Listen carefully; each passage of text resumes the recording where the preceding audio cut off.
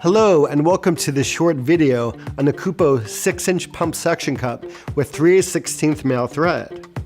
Pump cups are perfect for secure, temporary mounting of light fixtures, cameras, or grip accessories to smooth, non-porous surfaces such as metal, ceramic, and glass. Perfect for tight quarters where stands would get in the way.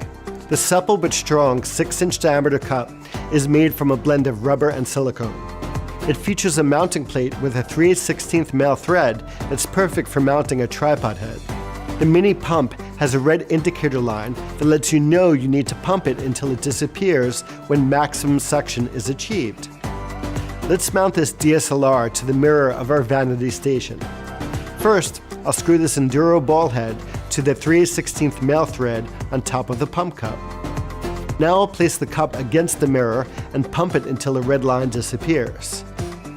Give it a little tug on the cup to make sure it's secure. Lastly, we'll mount our camera to the ball head. Position the camera and lock it in place.